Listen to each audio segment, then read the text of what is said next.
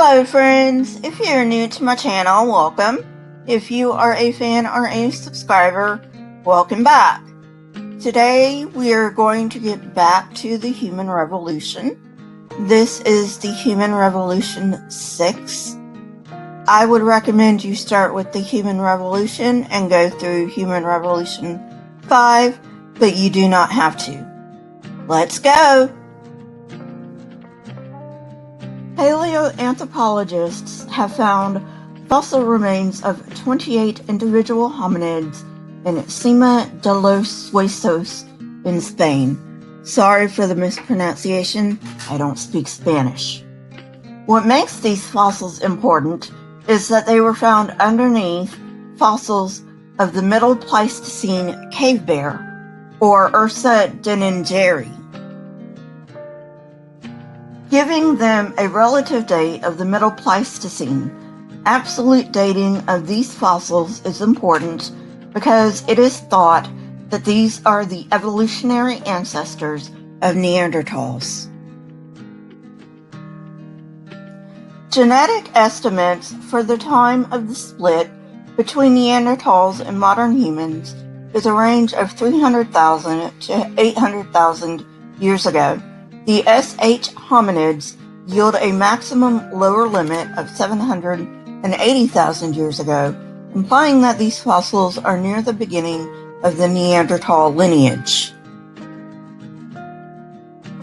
Nuclear DNA has been recovered thanks both to technological advances and the foresight of archaeologists to carefully refrigerate teeth and preserve the ancient DNA, and it shows that indeed the fossils belong to early Neanderthals.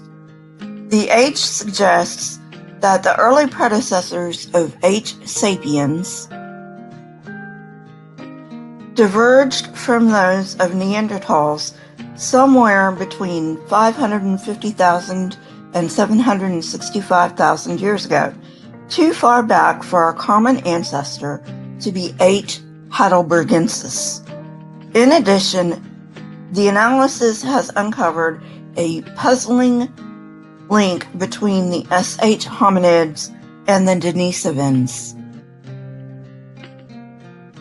In Europe and West Asia, assemblages associated with H. georgicus and H. antecessor reveal that the earliest hominids in West Eurasia were not producing Acheulean long-cutting tools, but were instead manufacturing core choppers, small flakes, and flake tools until the Acheulean expansion.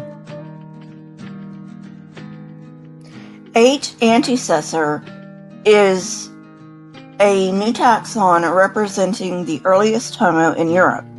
Homo antecessor is found in Cima del Elefante Cave and in Grand Dolina Cave at Atapuerca, and most likely represents the side branch of the human family tree in Western Europe. Their brains were of medium size, and they exhibited a mixture of primitive and progressive features that is more primitive than European Homo heidelbergensis in the Middle Pleistocene. Morphological studies show that H. heidelbergensis is most likely the common ancestor of both H. neanderthalensis in Eurasia and H. sapiens in Africa. Also, recent mitochondrial DNA studies of the SH individuals suggest a close relationship to the Denisovans in East Asia.